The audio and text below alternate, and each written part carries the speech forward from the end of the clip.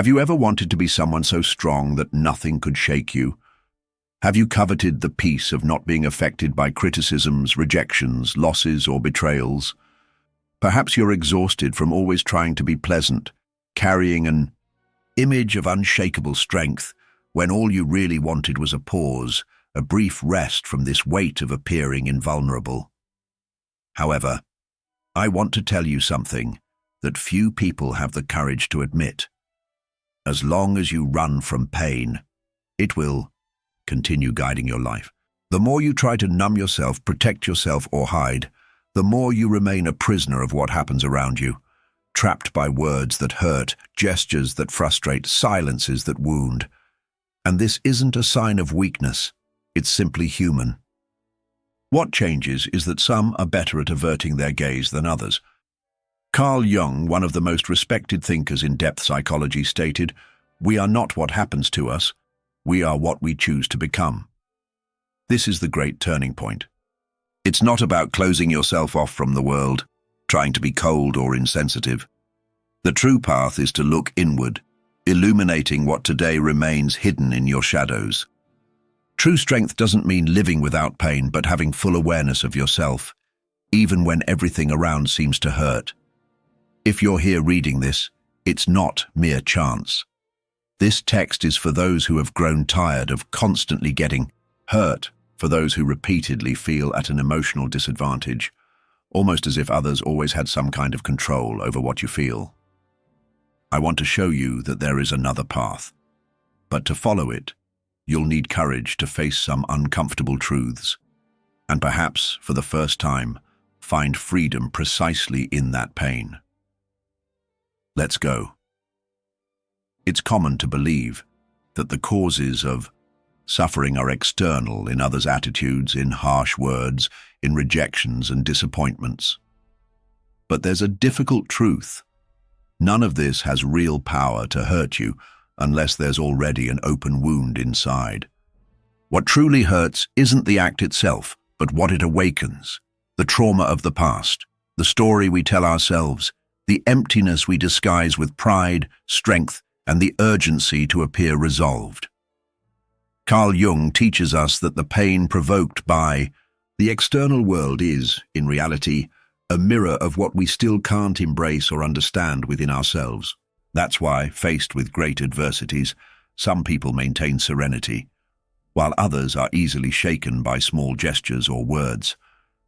What matters isn't what occurs around you, but which wound it resonates with inside you. There is, however, a truth. That's difficult to admit. We continue suffering because, in a certain way, we believe we're capable of controlling how the world should treat us. We persist in the quest to always be better, smarter, stronger, more understanding, as if this were a guarantee against pain. But control is just a deception. While you live in this illusion, you're always on alert, trying to anticipate what's impossible to predict, fleeing from the inevitable. The way out of suffering isn't to protect yourself even more, but to develop awareness. It's not control that will bring freedom, but the capacity to perceive that no external change by itself will be capable of freeing you from internal pain. Others' actions only have power when they find a vulnerable space within us, and it's in this interior territory, our unconscious, that the true challenge lies. What we don't see, don't understand, or don't know how to deal with ends up commanding us. This is what we'll delve into now, because therein lies the principle of all real transformation. Throughout your life, you were led to believe that you have absolute control over your destiny. However, the truth appears when we realize that living on autopilot, reacting without clarity, feeling without awareness, repeating self-sabotaging decisions, is being at the mercy of internal forces that we ignore. Carl Jung clarified with depth, "Until you make the unconscious conscious, it will direct your life and you will call it fate." This phrase explains why pains, impulses, and sadness seemingly arise from nowhere. They aren't random. They're voices of hidden parts of your being, clamoring for attention and recognition.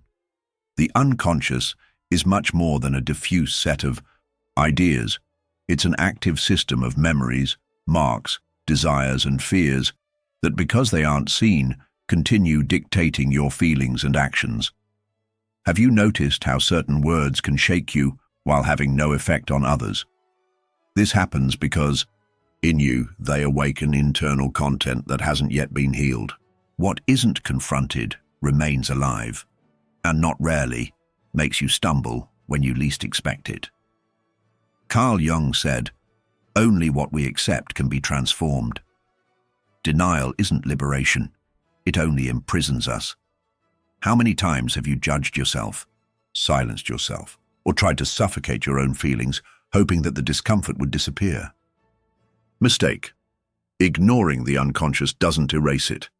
It just finds new ways to express itself, appearing in the same painful relationship patterns, in self-sabotage, and in anxieties that arise precisely when everything seems to be flowing. None of this is bad luck. It's the unconscious calling your attention while you insist on not seeing. If the desire is to stop getting hurt, it's time to stop avoiding your own intimate self. Without knowing what's happening inside you, we remain entangled by emotions. The curious thing is that the more we try to avoid external pain, the more fragile we become in the face of internal pain. There is another path. Instead of resisting, integrate. True strength isn't born from hardness, but from a welcoming gaze toward yourself. It's this journey of self-knowledge and acceptance that will unravel together now. Most of us believe that to avoid getting hurt, we need to hide behind emotional defenses, wearing masks and armor to prevent anything from affecting us. We often say, "I don't feel anything anymore. Nothing knocks me down anymore." But deep down, the pain continues there, corroding. The problem was never feeling, but not understanding where what we feel comes from. This is the consequence of a lack of self-knowledge. Carl Jung warns us, you can know all the theories and techniques, but when dealing with a human soul, be just another human soul. It's this humanity that we often hide, trying to appear immune and strong, but which yearns to be recognized. Being emotionally strong doesn't mean becoming cold or avoiding suffering. It implies accepting and integrating all parts of yourself, including those that hurt, those you refuse, those you fear. It's not with walls that one achieves untouchability, but with sincere acceptance of one's own being. When we learn to live with our shadows and weaknesses, we stop responding automatically to life. We observe, we choose. We free ourselves from the role of puppets of feelings. This is true freedom. If all of this makes sense to you, take a moment to subscribe to the channel and follow more content like this. Thank you for your support. Individuation, for Carl Jung, is the name of the process of becoming who you truly are, not a copy of others' expectations, nor a caricature of what you think you need to be, but someone who embraces both the light and the shadows, the ego and the unconscious. This path isn't about perfection, it's about total integration. The goal isn't to be a better person, but a whole person. There's a rarely spoken truth. The more we try to escape suffering, the more it finds us. The more we resist pain, the more we're at its mercy. What changes life is having the courage to face your own wounds, to embrace everything that exists, from gifts to fragilities. Only then does what comes from outside stop knocking us down. However, this process isn't easy. It asks for courage to undress, abandon the characters, and feel, because it's precisely by feeling that true transformation happens. It's about transforming pain into power, something we'll see together next. Perhaps since childhood you've learned that pain is a sign of weakness, that tears serve no purpose, that strong emotions should be suppressed. That's why you created the habit of avoiding, denying, ignoring suffering. But this escape only allows it to take even more disguised forms: anxiety, anger, apathy, lack of meaning, impulses that we don't always know where they come from. Pain that isn't seen doesn't heal. It digs deep roots and one day emerges unexpectedly, bringing everything down. Jung saw suffering as an important messenger. For him, pain was the touch of the unconscious, the language through which our true self tries to communicate. He said, "Depression is like a lady in black. If she appears, invite her to sit, serve her coffee, and listen to what she wishes to say. Often, however, you prefer not to listen. You opt for internal silence, distract yourself, keep yourself always busy. Do everything to avoid facing what hurts." But what is this pain trying to reveal? In truth, suffering weighs because there's a conflict within you. While one part yearns for change, another resists, stuck in the comfort of the old, familiar. Amid this clash, between growing and remaining the same, pain is born. Transformation requires leaving beliefs, cutting toxic bonds, accepting that it's necessary to let die what no longer serves. This is grief, an invisible rite of rebirth, even. So it's in this backdrop of ruins that there's always space for the new to be born. When your certainties crumble, when there's nothing left to hide, it's finally possible to see who you are beneath all this. In this moment, suffering becomes something sacred, as it puts you face to face with your essence, and only it can be the bridge to true freedom. Carl Jung understood. Suffering doesn't indicate defeat, it's just part of the path. Pain isn't the end point, but the initial invitation to the journey that leads to individuation. The challenge is that normally, many retreat before this dark valley. They prefer distraction to crossing. But if you've come this far, it's because you're ready to cross. Let's now explore how this crossing is made. The path of individuation, despite seeming arduous and often solitary, is precisely what brings real liberation. Few dare to tread this route, and even fewer manage to reach the end. This journey offers neither comfort nor certainties. It challenges, deconstructs, shatters the illusions of the ego. For Jung, to individuate is to assume who you truly are, and this implies, above all, unlearning all the versions you believed you needed to be. Undoing these masks can hurt more than any external rejection, as it erodes the structures that served as your shield throughout a lifetime. You are not defined by achievements or wounds, nor by the characters you built to gain acceptance, respect, or admiration. All this was a survival mechanism, not a passport to a full life. The call to individuation is existence's invitation to break the shell of survival and discover a greater meaning. It's when the unconscious begins to bring to the surface everything you hid or forgot. Carl Jung affirmed that it would be necessary to leave the persona, this social mask created to fit in. In other words, it would be necessary to shed the superficial skin to touch your deepest truth. From this process, a strength is born. Not because you stopped feeling, but because you learned to go through and face your own fears and wounds, affirming, "I see you and you no longer control me." It's this internal lucidity, this encounter with your own shadow, that truly strengthens you. You no longer need collective approval, nor to win every battle, nor to appear strong all the time, because you know your value and nothing, nor anyone, can take that away from you.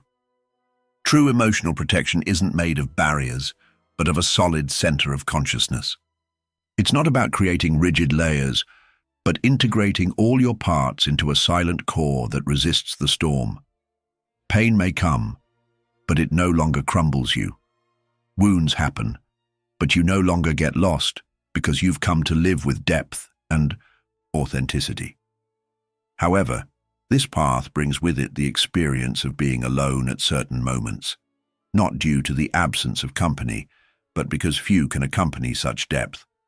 It's common to see people on the surface, hidden behind masks or fear. As you free yourself, it's natural to distance yourself, not as escape or arrogance, but as a consequence of no longer fitting where you once hid. And this leads you to the true pillar of the journey, consciousness as the real shield. It's not brute force that protects, but internal clarity. This is what we'll talk about: consciousness, the state where nothing from outside can dominate you. Finally, it's fundamental to recognize, as long as you're unaware of what's happening internally, nothing can really shield you against life's pains. External suffering will continue to exist until you awaken to your own truth. Awakening isn't a miracle that happens suddenly. It's a daily commitment, looking inward even when it hurts, and taking responsibility for what you feel without seeking culprits in the past, in others, or in chance. Carl Jung said, "What you resist persists, what you accept transforms." For a long time, you reacted to the fear of insufficiency, the weight of rejection, the silence of solitude, and the feeling of invisibility. In trying to protect yourself, you masked feelings, tried to control everything, sought perfection, or unshakable strength. But this only brought fatigue and the feeling of waging an eternal battle with yourself and with the world. Now you understand. Emotional immunity isn't conquered through hardening, but through lucidity. It's not about wearing armor, but expanding consciousness. As you understand your own patterns, pains, and reactions, others' attitudes lose their power to devastate. You still feel, but you don't become paralyzed. You still suffer, but you don't lose yourself. And this understanding profoundly changes your relationship with life. True protection isn't escape, but immersion in existence. While life on the surface is unstable, those who learn to go deep find silence, balance, and real strength in the depths. And it's this journey that you, courageously, have chosen to tread. When you begin to relate to yourself from this integration and authenticity, even life's storms no longer find where to fix themselves. The world may try, but you remain firm. If this video reached you in some way, if something inside awakened, write, "I choose consciousness." This way, we can strengthen the movement of those who truly want to live, not just survive behind appearances. And remember, never stop at the beginning. Every true change requires persistence, one step at a time, without interrupting the climb. I'll see you there on the next step.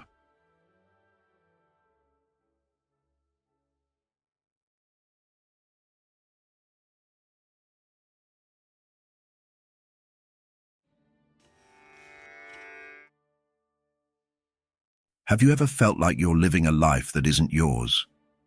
As if you're trapped in a script written by others, whether parents, teachers, friends, or society, while something inside you insists something is wrong?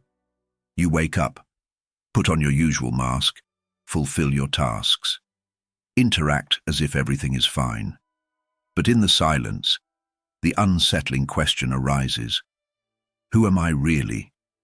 Jung suggested that this disconnection is not accidental, but a symptom of a deep problem that few confront.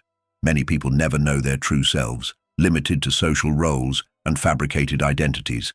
So the key question is, are you experiencing this? What you call I may not be yours. Your personality, desires, beliefs. How much of that truly belongs to you? And how much was placed by others? From childhood, we are taught to fit in, to be accepted, hiding parts of ourselves to be loved.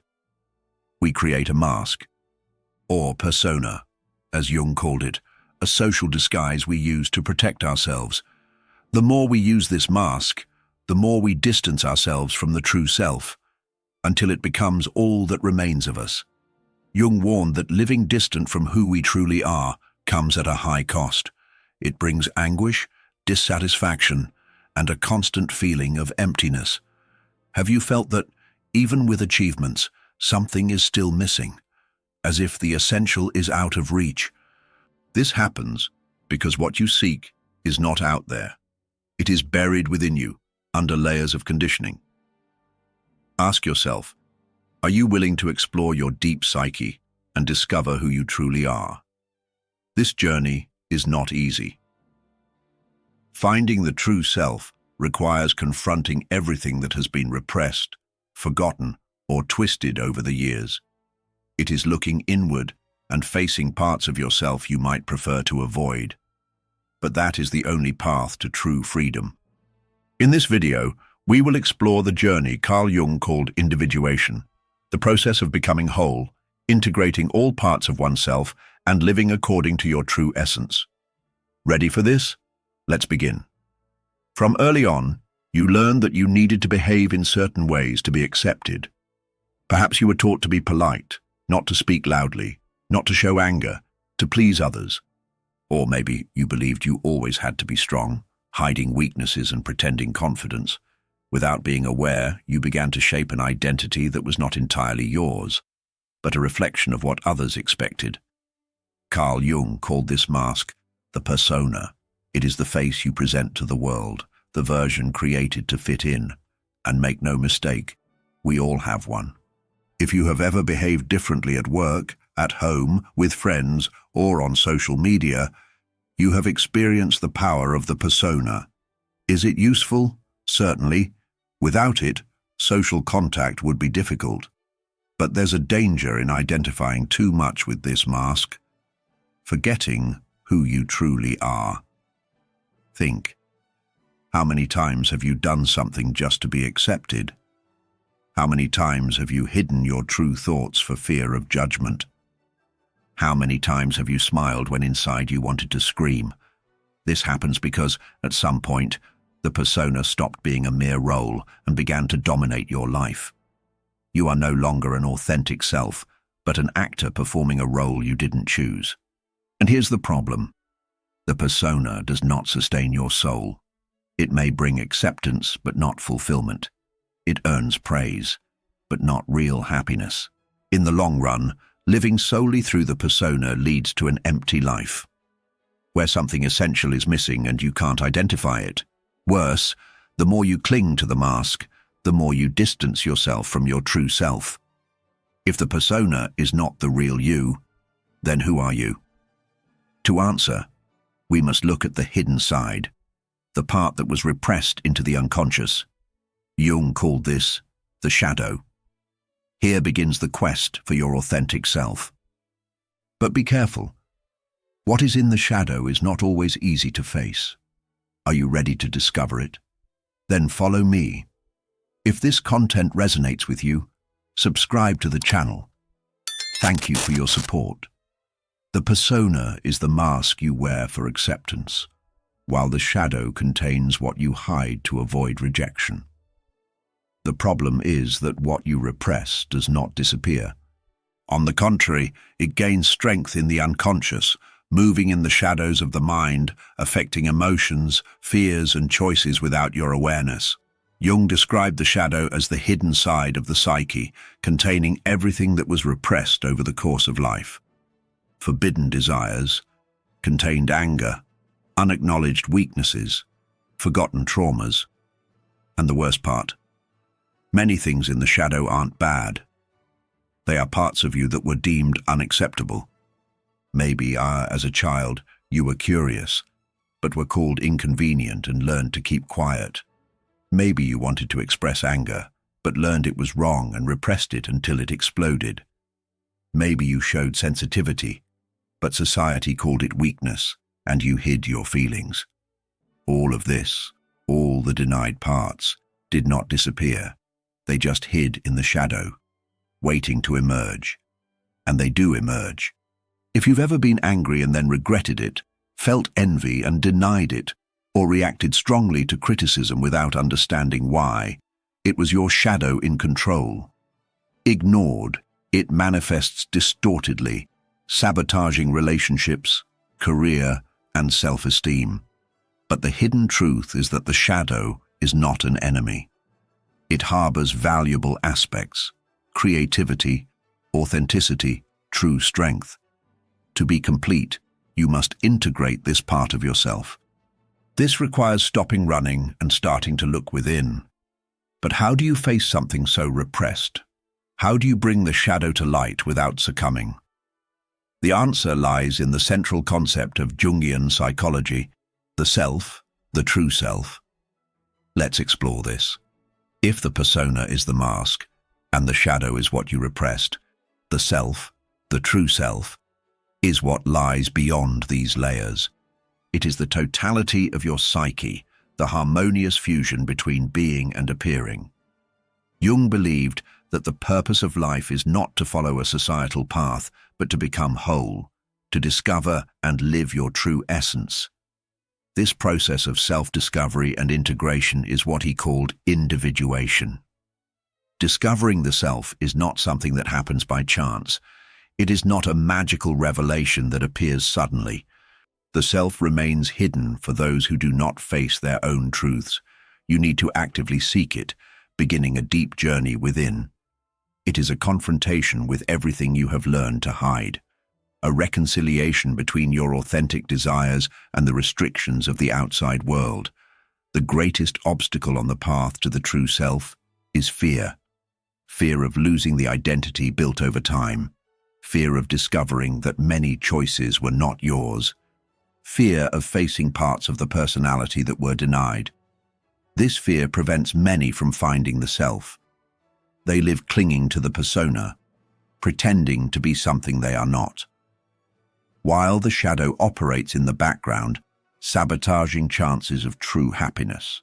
However, by integrating the shadow and questioning the masks, something extraordinary occurs. You experience an unknown freedom. You realize that you no longer have to pretend to be someone you're not, nor satisfy everyone.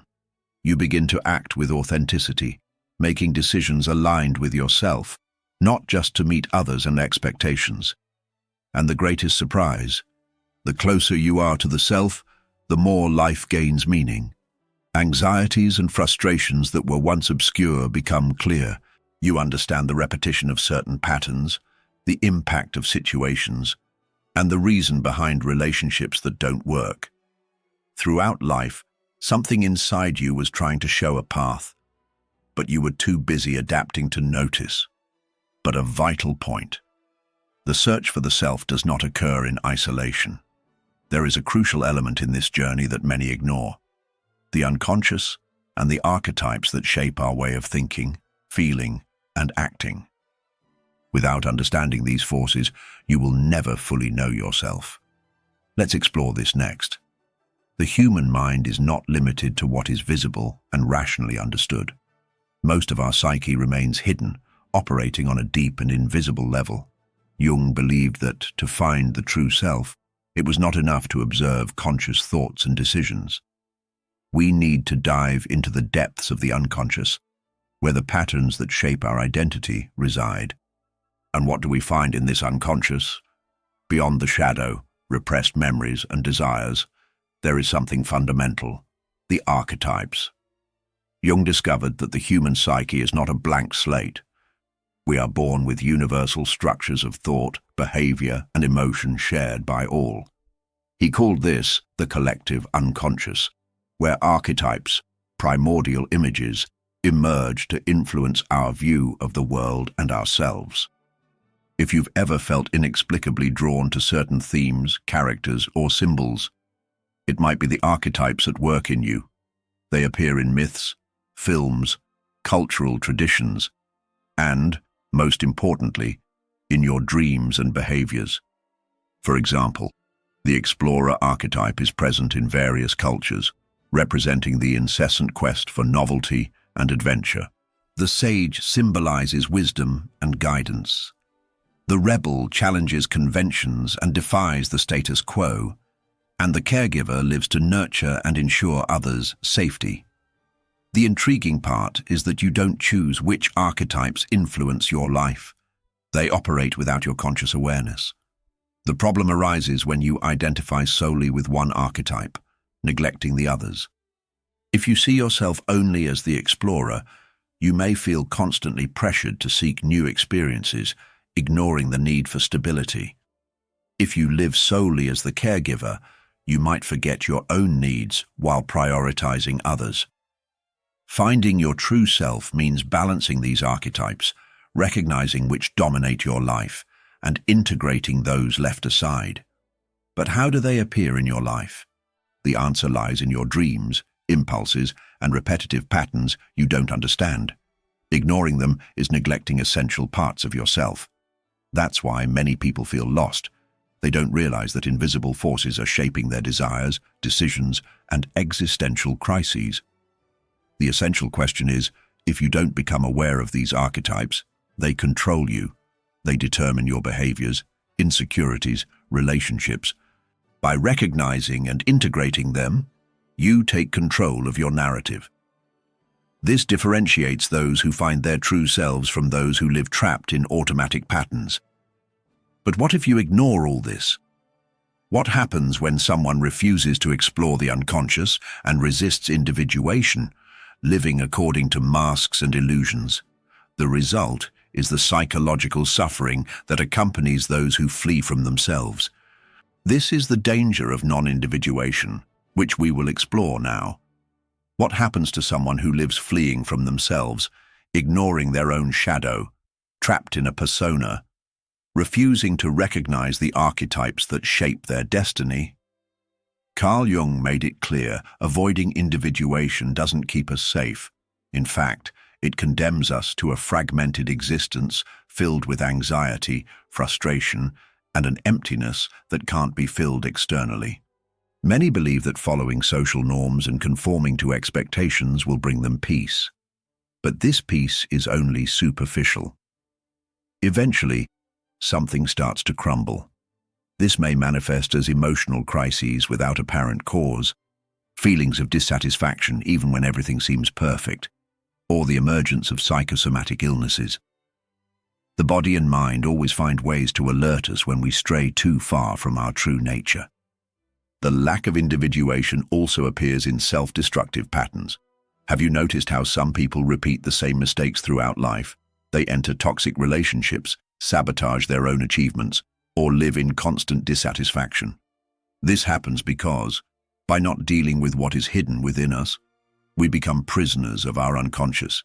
It expresses itself, even through suffering.